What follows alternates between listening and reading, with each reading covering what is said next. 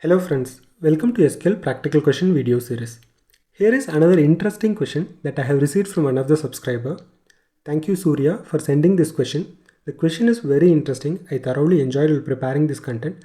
I am sure you all will have a very good learning. First let me explain what is the question is about. Then I will show you how to write a SQL to achieve this functionality. So we have a table which contains the information about an employee's incremented salary. For example, in this table, Peter is getting a salary of 5,000 in the month of May 2019. Then his increment happened on August, that is from May till July he is getting a salary of 5,000.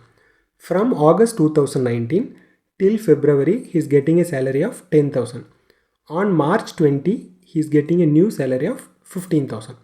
Similarly, another employee Solomon, he is getting a salary of 20,000 on October 2019, and from February 20 onwards he is getting a salary of 30,000. So the expectation is we need to write a SQL to blow up this data in every month wise. For example, so Peter is getting a salary of 5,000 from May 2019 to July 2019. So we need to display three records like Peter is getting salary of 5,000 on May 2019, June 2019 and July 2019. For the next record, that is from August 2019 till February 2020, he is getting a salary of 10,000. So we need to display 7 records, one for each month. That is from August 2019 till February 2020, he is getting a salary of 10,000. The next record, Peter is getting a salary of 15,000 on March 20. So it is the last month, so we just need to display as it is. Fine. Now let's come to the next employee Solomon. He is getting a salary of 20,000 from August 2019 till January 2020. That is for 4 months. That is from October, November, December and January. So we need to display 4 records, one for each month starting from October 2019 till January 2020. And the last record is like for February 2020, he is getting a salary of 30,000. So this is the expectation. Fine. Now let me show you what is the logic I am going to follow while writing the SQL so that it is easy for you to follow while seeing the demo. And very important point, the column that contains the month and year is not a date column. It is a character column that contains only month and year in MONYY format. So the first thing what I'm going to do, I'm just going to convert the month and year into a proper date because it would be easy for us to do the date arithmetic. And whenever we are using the date functions, if it is in the date format, it would be better. Otherwise, we need to convert the character to a date, then we need to do the arithmetic. So the first thing what I'm doing is converting the input character date format into a proper date data type.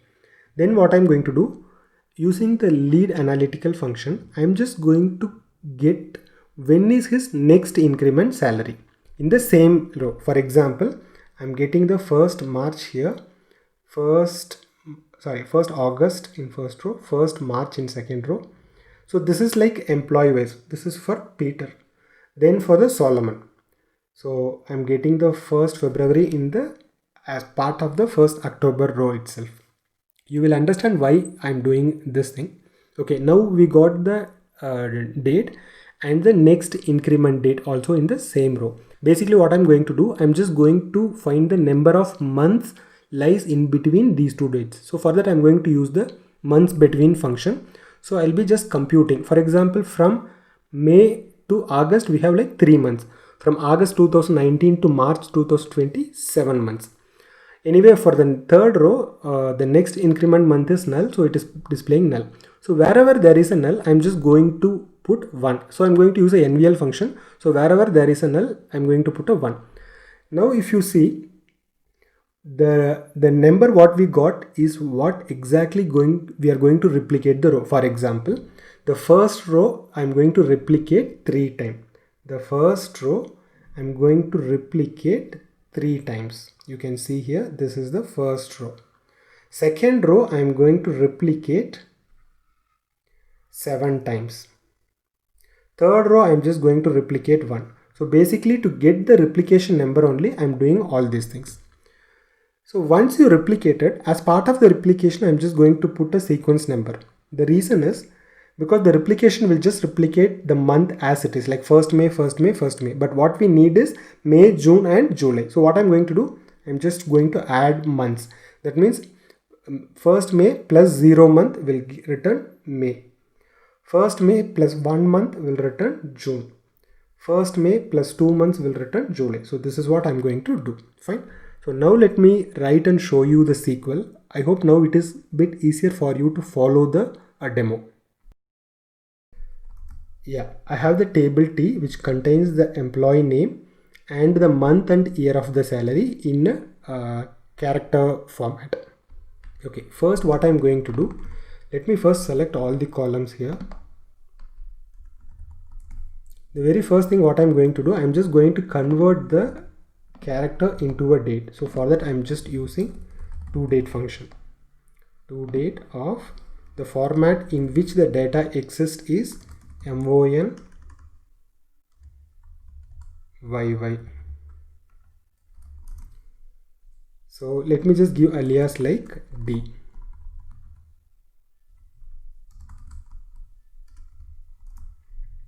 Yeah, now we just converted the character data or character month year into a date format. Next what I'm going to do, I'm just going to compute the next incremental month. For that I'm going to use the lead function. So lead of the same date comma 1 over partition by ename order by date, same date. Okay, so this will just bring us the next incremental month. Let me just give alias like next incremental month. Okay, we got it. Now we just need to compute the number of months between the previous increment month to the next increment month. For that what I'm going to do, I'm just going to use the months between function. So we need to pass two dates as input. The first date is the next increment date and the next parameter is the actual increment date. So this date whatever we just converted. So now if you see, let me just give alias like number of months. So now if you see, we just got the next increment date here and we got the number of months here. So wherever there is a null, I just want to put 1 because this particular row we are just going to replicate only once. So for that what I'm going to do, I'm just going to put NVL of this one comma 1. So wherever there is a null, it will just display 1. So this is the number of times we are just going to replicate the each record. So instead of making number of months, let me just make it as like number of times to replicate, so that it becomes more meaningful when we write the SQLs. Fine. So now I'm going to make this as a with class query with dataset as select star from dataset. So let me just select all the columns here.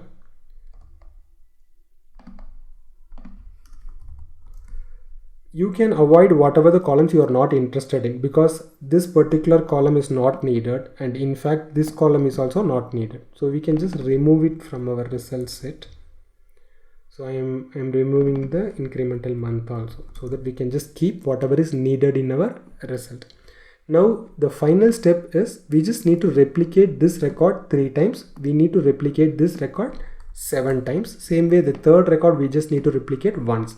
For that I am just using the lateral join. Lateral select row name. I'm just giving alias R from dual connect by level less than or equal to number of times to replicate. So now if you see, each record got replicated. For example, the first row Peter with salary of 5,000 is replicated 3 times. Similarly, the Peter with salary of 10,000 is replicated 7 times. Okay, now what I need is I need a running sequence number which I can take from the inner query R. but I need the running sequence starting from 0, 1, 2, 3. But right now it is 1, 2, 3. So probably what we can do, we can just put -1 here, so that we will get 0, 1, 2. So now anyway this column is not needed, so I'm just removing it here. Now what we need is, we just need, instead of like May, we just need May, June and July, like that in an order we need. So for that we can use the add months function. So I'm just going to add, for this date I'm going to add this row number. So now if you see, we got like May, June, July for this first set. Now you can remove whatever the columns are not needed. For example, this column is not needed and the row number is also not needed. So now we just got the expected output almost. In the actual input, we have the month and year represented as a character data. So if you want to display exactly the same format, you can just convert this into a character back. So let us just convert into the same format, month, year.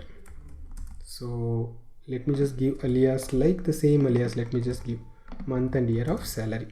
Now if you see, Peter is getting a salary of 5,000 from May, June, July, and from August till February 2020 he is getting a salary of 10,000, and in March he is getting a salary of 15,000. Similarly, Solomon is getting a salary of 20,000 from October 2019 till Jan 2020, and the last record is basically the last month's salary, that is he is getting 30,000 in February 2020. So here is the query what I've just shown you here. Just to quickly give you a recap based on the steps whatever we have followed. So actually we are using the toDate to convert the character into a date. Then to fetch the previous or next increment date, we are using the lead function. To find the number of months between both, we are using the months between function here. And to handle this null record, we are using the NVL condition here. And basically to replicate, see this is the time we are going to replicate each row. That means the first row we are going to replicate 3 times, the second row we are going to replicate 7 times. For that we are using the lateral join. This is the thing basically for replication, and the main thing is lateral join and this where condition as part of the connect by. And finally to get the months properly here, we are doing the add months here. So this is what we have done to achieve the functionality. If you want any other questions to be answered, please post it in the comment section, or you can drop to this mail ID. But before that, you can just browse through the already posted questions, because many questions are posted here. You might find your question already posted here. If not, please write back to me. I'll be happy to record and post as a new video. If you have learned something new, please like this video, subscribe and stay tuned for new feature video, interview question, SQL practical question and concept videos, and performance tuning videos. And thanks a lot for watching this video. Please click the bell icon if you want to receive the instant notification whenever new videos are uploaded into this channel. Thank you.